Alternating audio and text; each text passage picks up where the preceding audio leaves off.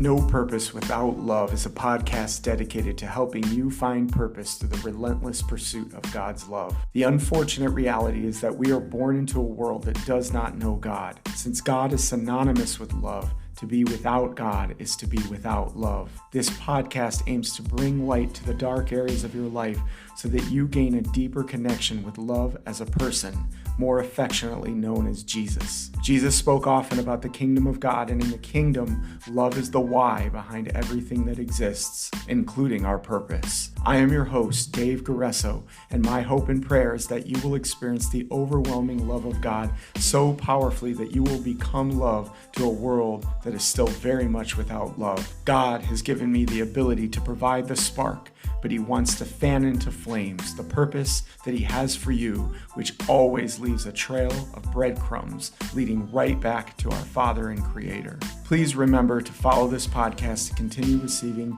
notifications about new episodes as they're released. Now let's get fired up. Well, hello and welcome to the No Purpose Without Love podcast. I'm your host, Dave Guresso. Here we learn to lead well, live on purpose, and honor God with our lives. Remember to subscribe if you love this podcast. Today, I have with me Mr. Marlond Fyffe. I'm so excited to have him here as my guest. And just as a quick introduction of Marlond, he is a purpose-driven leader in the process of developing an entrepreneurial endeavor known as ElevateLife Group. With over 15 years of experience spanning grassroots to strategic leadership roles within nonprofits, Marlond is passionate about empowering individuals and organizations. He began his journey by forming youth groups and quickly progressed to offering sustainable solutions for youth, young adults, families, and teams. He's actually done a whole lot more, and we're going to get into that. Marlond, welcome to the show. Glad to have you here today. Hey, thank you so much. I'm glad to be here. So why don't you begin by just kind of opening up and telling us the story about how you got to where you are. The story always brings so many good wisdom tidbits for others to hear. So I'd love to hear that story. Yeah, absolutely. Again, thank you for having me on this podcast. I'd say my life has kind of been symbolic of a house that built upside down in many ways. When you think of the traditional path for young adults leaving high school and entering the field of work or entering their sort of post-secondary options, and then that whole climb to the tops, that we know of in our society. I graduated from high school here in Atlanta, and I went off to college, first semester in school. And I had an uneasiness about that experience in that I couldn't stay focused on what it was I was doing because I kept feeling drawn away from that to something much more impactful. Here it is at 18 years old. Part of that came from my experience growing up, a two-parent household, Christian believers who taught me the power of service and taught me what it meant to serve others. And so here I am in my freshman year, and I'm something's pulling at me. I'm like, this college thing is cool and all, but I feel like I need to be doing something to impact people on a greater level, impact the world. I'd had some exposure to youth ministry, and my dad being a pastor for a local congregation in Atlanta. And so I had some exposure to that, and I wanted to do something that mattered. I just didn't know where to get started. And so I stumbled up on this place, ministry in the Union City area, an organization that impacted the youth affected by the foster care system. And the first opportunity for me there, really, as I kind of went into the HR department and looked for what was available, was this role for a pickup driver for the children's home, residential home affecting children, again, supporting children affected by the foster care system. And this particular position would be me actually picking up donations in a big box truck that would benefit the thrift store, that would then, by doing so, benefit the organization on a whole to help provide for the residential program. And that's how my career got started. The funny thing about that, David, is I always laugh because I applied for a pickup driver and wanting to do something related to impacting. Little did I know, years later, God had a plan, because I went from pickup driver to truly picking up kids, and that I became a house parent. for this organization, where I was doing more than actually picking them up and driving them to school and bringing them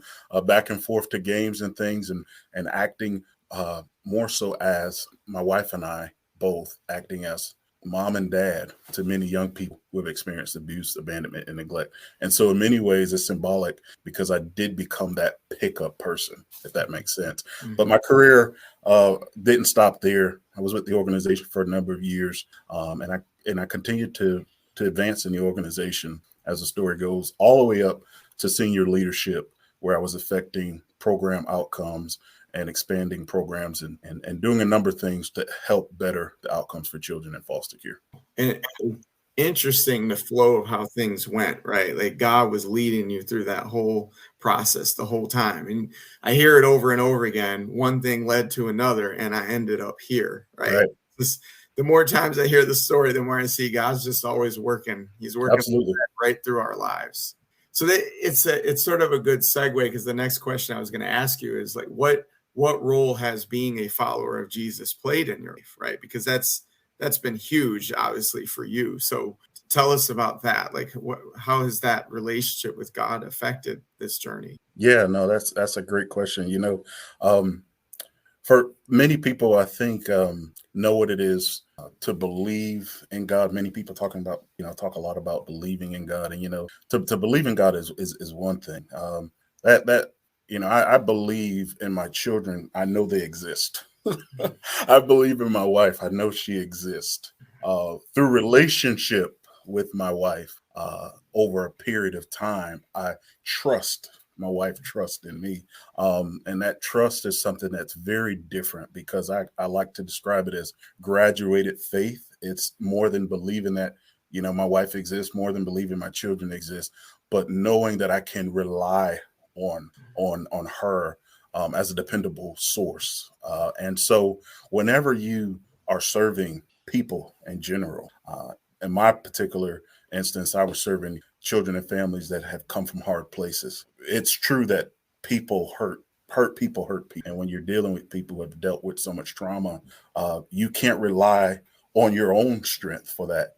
You have to tap into a source that you greater than your resource. And for me, that's always been my reliance on Jesus. Yeah, that's awesome. And to add to that too, I often hear hurt people. I've said that many times, but something I heard recently flips it on its head. Loved people also love people. Love it. Got it. Yes, agreed. So, thanks to God, like we have that same opportunity that we can receive the love so that we can be loving. But the other thing that comes to mind, as I was listening to you talk about your wife, and this is stuff I'm learning. Do you ever find that your relationship between you and your wife correlates in some way with your relationship with God? Do you find that he teaches us through that?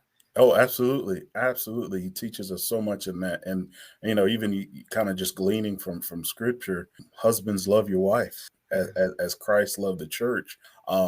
And like how huge of a responsibility it is, but how awesome that really is to even understand what that love looks like. But then the patience involved in that. And as I love her and as she loves me, like we are truly reflecting God's love for us, and I have certainly found that to be. Absolutely. Well, let's talk about trust for a second, right? Because trust definitely in the context of marriage applies, but also in our relationship with God. Like right now, it feels hard to trust God right now because the world is chaotic. Like just think of everything going on in Israel right now. That's creating a lot of anxiety for people too. I've got a friend in Bangladesh that reached out, right? And said, there's stuff happening. We're nervous. We're scared. We're feeling the effects of it. An old pastor has friends in Israel right now. Like there's between that and all the other things happening in our nation and the rest of the world right now, it just feels like a lot of unrest, a lot of chaos. How do we learn to trust God through that when it feels like everything inside of us is just, in some cases, is just swirling? It's like, I call it the swirl. Okay. Yeah. I think you hit the nail on the head, is that it is a learning process. And it is a cycle, whatever sort of lesson we fail to learn, we end up right. And that is true even in our relationship with God. Like we go through these, what I think is either an opportunity to learn, opportunity to grow, and then an opportunity to demonstrate what we have learned. I think it's true so much for our relationship with God. And I see, like, what other option do we have, right? Like when so we can look at all the things that are going on, and we can look at all of that and realize how much little we can actually control. And we could spend so much time, I think, and I'm guilty of it, spending so much time trying to figure out something, trying to work something out that I have very little control of. But one thing I can do, like, and it's the most freeing thing I can do, is to relinquish control. And like, no, like at the end of the day, like before I was created, you knew me. Before all this was made, you had a plan. And I find, at least for me, I find solace. I find rest in knowing. And when I'm not doing that, I'm tripping, right? And at the end of the day, I still find that I can't do anything about it either way. What can I do about it other than to realize that there's a plan, and there's a purpose, and God's plan ultimately. Yeah, I have a comment here from a LinkedIn user. I can see how hard it is to trust God, but the Bible did tell us it would happen. He said, "Don't fear; He is with us." Absolutely. And I gotta, I know there's more there, but I had to say I was angry at God for a long time, and I feel like just recently I decided, what, I'm done being mad. If He says He's good, right? If He says He's good, if He says He's going to provide, if He said, "Seek me first," and righteousness, and all these things you're worried about are going to be added to you, then I'm just going to believe Him, because if He's good and He's perfect love, and there is no fear in love, right? Just like the comment says, then I'm going to go ahead and trust that, right? And I think it was you, maybe Marlon, that I had talked to previously that had said something along the lines of, like, the more times we see God show up and repetitively, reveal His love and the goodness that He has, the more we learn to trust Him. Yeah. The more we let go of the thing, that control that you're talking about. And so I think it's important to see that, right? To see Him continually show up. That's why it's a process. It's a learning. Absolutely. It doesn't happen overnight. And I think the journey, Dave, the journey for us as believers, I love that you bring up Matthew 6:33 about seeking the kingdom of God. The journey for us as believers is to see God, to see the kingdom, right? To see that, like, that's the whole thing. Can we perceive it, right? And can we see it? And then can we actually love what we see? And I think that oftentimes for us, it's a journey of developing a love for what we see in the kingdom, because we are conditioned to love what we see. And then the shift is to love what we see in the kingdom, it's an upside down type of situation, right? It's the opposite. The way to go up is to go down first, right? Humble yourselves, exalt it. And we got to love that to really be kingdom citizens. We can't hate that, because that's kind of what the kingdom looks like. So, yeah. I love what you say about loving what you see, because to me, it goes back to gratitude. And I want to get into that. But I also want to go back and just address this thought that popped in my mind as you were talking. You're talking about relinquishing control and realizing that really, with all the things happening, there's not a whole lot that we can control when it comes to that. We can't necessarily do anything ourselves to fix that. But I like, there's a Viktor Frankl quote from Man's Search for Meaning that talks about how our response truly is the only thing that we can control. And that's the one thing no one can take away. So we can choose how we respond to what's happening. Absolutely. Right. And so that, I think it goes something like, between stimulus and response, there's a space. And in that space lies our power and our freedom. It's our ability to choose our response.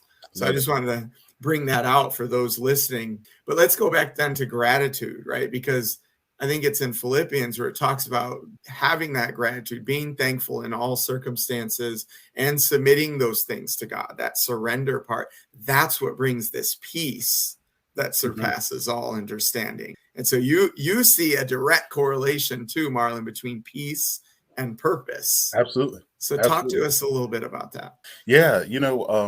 Wow, that's good stuff, David. Anytime I think about peace, I always am drawn to the scripture of a frantic group of disciples on a boat with a teacher and a master named Jesus sleep on the bottom of the boat. You know, like it's a real cool story found in I believe it's a book of Mark, chapter 4, if I'm not mistaken. But when I think about what those disciples must have been going through while they were in the middle of a storm, a raging, and their response in the middle of the storm was a very human response, was to say, a lot's going on here, Master. Could you do something about this? Could you calm this storm? Could you fix this chaos around me? And Jesus rises from the bottom of that boat, speaks to the wind obey him, and he calms, really, David, he calms the storm inside of them. And they're like, Master, you know, prior to that, Master, do you care that we perish? Answer is of course, right? But the reality is that the chaos around them, they didn't understand that Jesus was operating in his purpose. Like he's more than he's more than a miracle worker, right? He's more than he's a teacher, he's a leader, and as a leader, he's leading his disciples to understand what it is to trust in him. And so I like to think that our purpose is directly correlated to our peace. And when we operate outside of our purpose, like we have no peace. When we are doing everything that is opposite of what God called us to do, we're not going to have peace. Now, peace now is not the absence of noise, and that should be stated like very clear, because a lot of people are like, well, I got a lot of noise and chaos going on in my life. You know, do I have peace? Well, if you have Jesus, you do. If you know that the master's on the boat with you, you do. That's what's going on the outside doesn't have to dictate what's inside. And so peace is not the absence of noise, but it is this assurance that we know that Jesus is on our. And for you and I, for your listeners, if we can just recognize that through everything we go through, that Jesus is on the boat with us, our purpose remains the same. Plans may change from time to time. Like man sets his plan. You and I have plans. They have changed a number of times. Even plans I've made in the last couple of months, year, those things have changed. My purpose remains because I know Jesus is on that boat. It reminds me, I was listening to something with Tim Ross yesterday, and he's talking about how, you know, man plans his way, it's the Lord that guides his steps. So he said, it's my job to make the plans, the Lord's job to laugh at it. There you go. Yeah, sometimes I think that because, we're over here trying to make all these plans, but he's going to go a different way. But another thing that comes to mind too is that you can clearly see the peace is connected to purpose. Purpose is connected to trust. Trust is connected to love. So if I can receive his love, right, then I can learn to trust that. And if I can learn to trust that, I realize he has a purpose for me. And then when I have that purpose, I find that peace, right? Like there's a direct link to all that stuff. Absolutely. Another thing I wanted to bring up is I had this conversation with a group of guys on a devotional prayer meeting this morning, and they were talking about joy. And I think that joy in the context of what I'm going to mention here applies in the same way that we're talking about peace. This type of joy, this type of peace, and you really think they're both fruit of the Spirit, right? Sure. And if, you know, there's a guy named Bob Yandian, Pastor Bob Yandian, he talked about love being an orange and all the other fruit of the Spirit being the slices in the orange. It all comes back to love in the end. But this joy, this peace, this fruit of the Spirit that we're talking about, it's an inside out thing. Whereas in the upside down world system, it's an outside in. So if I can get all my externals right, then I'll be happy. Then I'll experience joy. But in the upside down kingdom that Jesus is talking about, no, it happens from the inside out. So that means no matter what's happening on the outside of the joy, the peace still reigns within me. That's right. Because the kingdom reigns within me. That's right. And he's the source of that. So putting all that together is key, right? They're not independent. That's right. Yeah, good stuff. So here's the next question for you, Marlon. You say everybody needs a mission statement. So what does that, first of all, what does it mean? Yeah. And then why do you think it's so important for everyone to have that? Yeah. So when you think about a mission statement, you know, I describe some of the work that I've done impacting children infected by the foster care system, as well as those impacted by homelessness. And that was a nonprofit organization. Mission statements are huge to all organizations, but even particularly so much more so for nonprofits because of the work they do, and even being able to demonstrate the value of the work they do to their donors and things of that nature, right? And so you think about that. For me, how I developed that mindset that everyone needs a mission state was actually during my kind of ascend to leadership role in the organization after being there for a number of years. I started to look at how, I had been so connected to that mission of that organization, really kind of breathed that in. And it dawned on me that in order to be able to kind of move from that, from here to there, that I needed to take a hard look at what my mission statement and the alignment between my mission statement and the business I was conducting with in terms of that organization. And so it also so happens to be at the same time our organization was kind of going through a strategic planning process.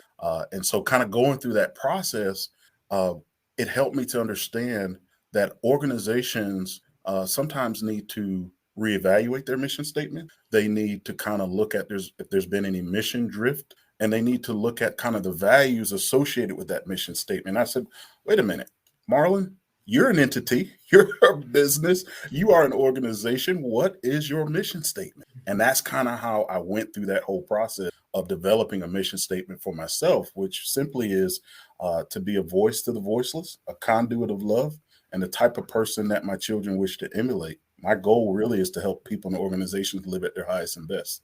And if I stray from that, I'm not healthy. I love that term too, mission drift.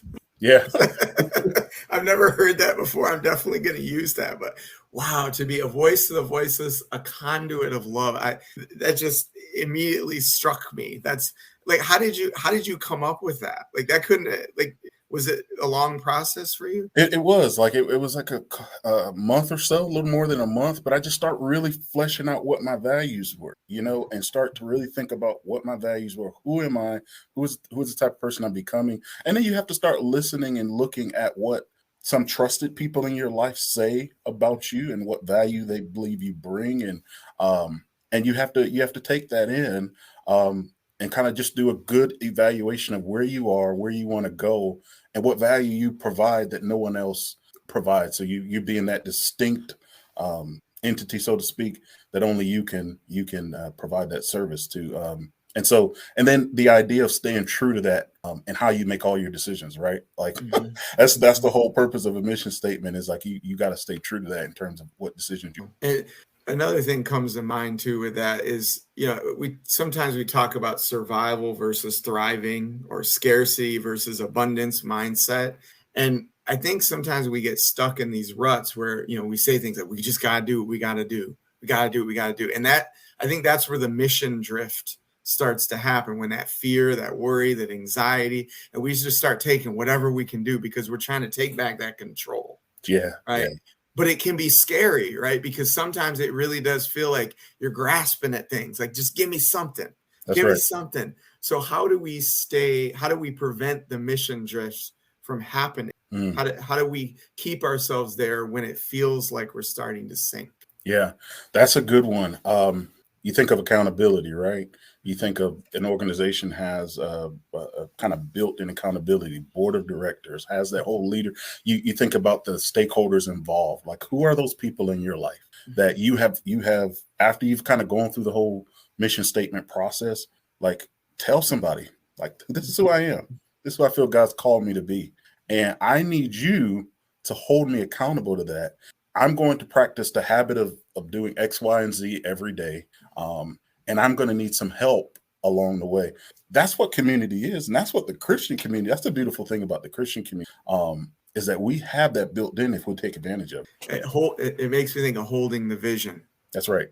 Coaches / leaders, and I know you say you're a coach too. Coaches hold that vision for people because sometimes we forget our own vision or That's mission, right? Yeah.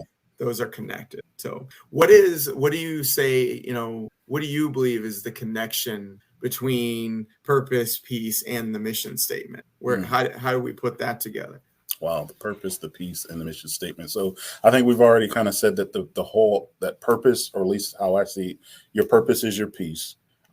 When you're not operating in your purpose, like, don't expect to be at peace, right? And then when we look at the mission statement, the idea that it's sort of this guiding I don't know if tool, light, maybe, I but was thinking light. I yeah, have a thing with lighthouses. uh, it's that guidance and decision making, right? And then it's like, how do I track? Even in our, you look at organizations, how do they track that? How they're setting goals and things like that. But even in your own life, how do you track that you're staying on? Like, there should be some evidence of that, right? And it should be measurable. And so that's kind of what I see. Okay. Let's shift the conversation a little. So you're also a husband, father, right? You mentioned that earlier. I Whenever I see folks that bring a lot of wisdom in those areas, I like to highlight that in this podcast, because I think it's such a, I mean, our marriage is the number one representation of our relationship with God. Like, it's just so important. And unfortunately, especially for us guys, a lot of times when we talk about mission and conquering, we love that stuff, and that's great. That's how we're wired as men. But sometimes we let that stuff rise above that which matters most, and that's that love for our wives, for our kids. And you see so many divorces and failed fathers, whatever, even mothers, like all this stuff's happening too. And so I like to bring out that wisdom. So share some of your wisdom about, like, what does it mean to be a great father? What does it mean to be a great husband? Wow. So I think so. This, but for your listeners, over the last year or so, I've been on a journey that started out really, David, as really was supposed to be a short sabbatical, and that short sabbatical turned into way longer than I anticipated. I resigned from the organization that I referenced earlier, really to have time for reflection, have time to support some family needs, and then to relaunch and to redeploy back into workforce, back into the marketplace. But during that time, our family sat down. I set my family down, and I said, we're going to talk about what our family values are. In fact, we're to draw up our family value, and everyone's gonna share in that, because if we're going to live this out, we're gonna have to have everyone kind of partake in that whole, how do we develop what those are, so that we can know that we're staying on task. And I have a 7-year-old, a 10-year-old, and now a 4-month-old. And then, of course, my wife, I've been married to for 14 years now. And we went through that process of writing our family values, in which whenever we're having discussions of things, of challenges that we're having, we kind of look at how whatever's going on, whether it's a behavior, whether it's a mindset, how does this line up with the values we set for us as a family? For me, as a dad, I offer to my kids an example of what a loving father looks like. I'll never forget when my child, who's now 10, was 2 years old, and he was upset with me about something he wanted I give to him, and he was throwing his tantrum, and he got so frustrated with me, and I was like, you know what? Go in the room. You're upset with me. Pray to your big dad, like God. I've been teaching them how to pray, saying their prayers, like, pray to him. And over time, now, when he's frustrated about whatever it is, he knows, like, if I can't get through to this guy here, I can talk to my Heavenly Father about whatever it is that I'm going through. Because ultimately, David, my role as a dad and as a father is to lead them to the Father, because I am not going to be forever. And so I want them to know that they have a father they can talk to at all times. I want them to know that they have a father who will never leave them, will never forsake them. I want them to know that I am imperfect, but God is perfect. There's no shadow of turning with him. So ultimately, my role as a dad is just to steward these young boys, and help them become young men, and to turn them over to God, right? Because his plans for them are better than any thoughts or plans that I have for I wrote my 10-year-old a letter the other day, and I was just saying, as much as I want to communicate my love to you, I said, I fall short in trying to communicate my love to you, and I can't compete with God's love for you. So I'll just leave it at that God's love for you is greater than my love for you, because I just can't compete with God in that, so they belong to him, right? Yeah. He created them. in their mother's womb, right? It's Yeah. there. And so I think sometimes we forget, like, he loves them so perfect. And you're right. Like, I have to tell my kids the same thing. I mess up. And I know sometimes I say things and I stick my own foot in my mouth. Yeah. I'm A telling lot. you not to do things as I'm doing them myself. It's like, what is wrong with this? And it, he hits me upside the head. I was like, you know what, daughter, I get how this looks, but that's why I need grace, just like you need grace. Turn to him, right? And so I don't have, and it's what makes me think of, I don't have a lot of expectations for what I want them to do with their future, but I have that one, that they know him, right? Because if they know him and they're following him, everything else just kind of takes care of itself. Like, we go through the rockiness of life, but we know that he takes care of us through all that stuff. And so I know if they have him, they have it all, right? And I hear you saying the same thing, but then the values thing's big too, right? What do you stand for? That's right. Right. There's that old quote, if you don't stand for something, you fall for anything. What do you stand for? If you don't know, I mean, you get knocked around, don't you? This life will do it to you every time. Solid, man. That's beautiful. Thanks for sharing. Absolutely. So another question, if you could go back, right, and start all this over again, you're a young guy again, what would you tell your younger self? What advice would you give your younger self if you were starting over? Wow, to get out of the way. I would tell myself to get out of the way and let God use. Like, there's so many examples as I look back my life, from professionally, personally, that I got in my own way, wanting to control things, wanting to lean on my own understanding. I would tell my young self that perfectionism is not the way. Excellence is. That similar to that letter I wrote my 10-year-old, is that there's nothing you can do to make God love you. And I would tell myself that to just rest in his love. Yeah. That's beautiful. And there's nothing he can do to love you less. Yeah.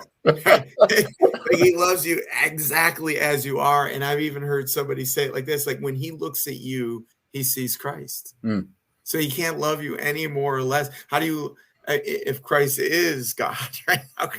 How can you have any more than that? That's it. You can't lose. That's it. So thanks for sharing that. So one last thing before we wrap up, talk briefly about ElevateLife Group. And what you want to accomplish with that, and then tell folks how they can reach or connect with you.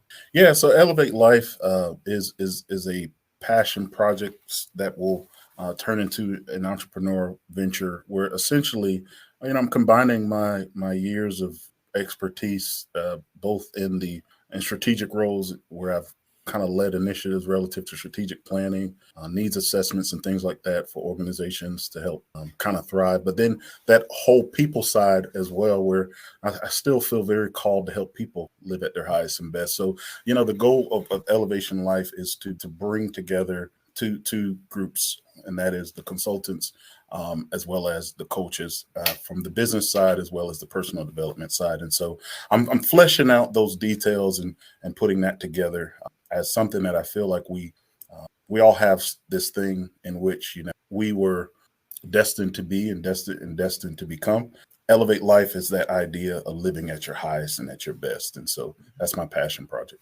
Awesome. So how can folks connect with you? The easiest way would be to connect with me on LinkedIn. I'm on there a good bit, so I've enjoyed that kind of exposure and enjoy that fellowship and networking that I have on. Okay. And I will, for those listening, I'll make sure that his LinkedIn link is in the description of the podcast episode. Marlon, this has been awesome, man. I always love talking to you. I feel encouraged every time I walk away. So, oh man, likewise. Thanks for spending the time with me. And thanks for sharing your wisdom with me. Hey, thanks. I enjoyed it.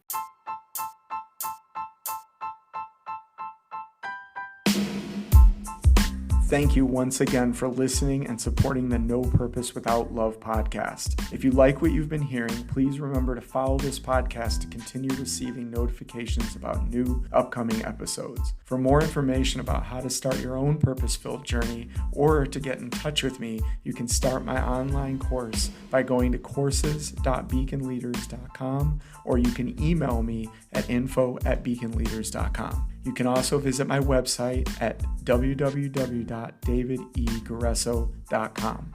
I will post these links and others in the description section of each episode as well. So until next time, remember to lead well, live on purpose, and honor God with your life.